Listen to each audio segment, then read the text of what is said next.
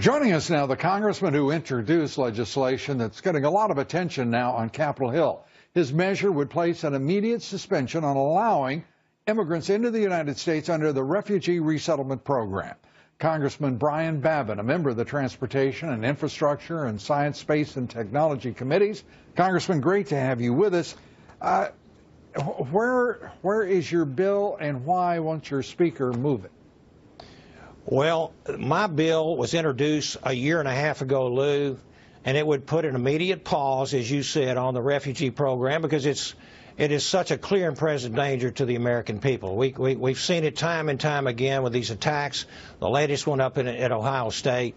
We've seen them happen in Western Europe to our allies, and we cannot afford to be so willfully blind and wind up in the same situation that Western Europe is in.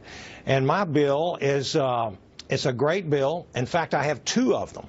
The first bill would stop the refugee program completely until the Congress can reclaim the responsibility. The second version would stop the refugee program from the hot Islamic radical terrorist hotspots of the world.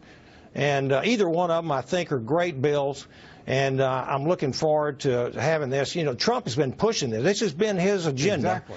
And so we're hoping that one of these two bills will come forth and pass the House. Congressman, forgive me for interrupting.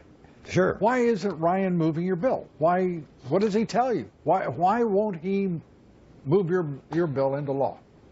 Well, we moved a bill. Pass it. Yeah, we moved a bill this past year.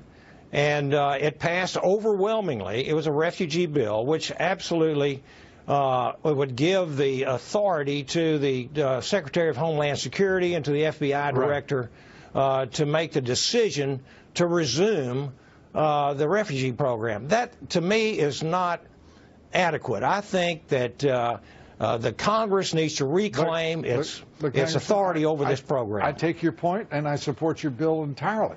But what I don't understand and what I'm asking is why in the world won't Ryan get behind it? Well, you know what? I can't answer that question, but I do know this. I've been working very hard as a surrogate speaker for President-elect Trump. I know he is pushing for this. In fact, we all just saw him address this terrible issue in his speech. And I think this agenda is going to have a pile driver behind it. And I think the American people are expecting to have the program stopped. They do want to be safe. They expect their elected officials, from the president on down to the Congress, the senators, their first duty is the national security and the health and safety of our U.S. citizens. Well, that's what we're going to do. Yeah, let me say to you, the United States right now, as you well know, is spending over $1.5 billion just for refugee processing and resettlement, which is actually being driven by the United Nations in terms of these refugees, particularly from Syria. That's right. We're looking at a 73% increase since Obama took office.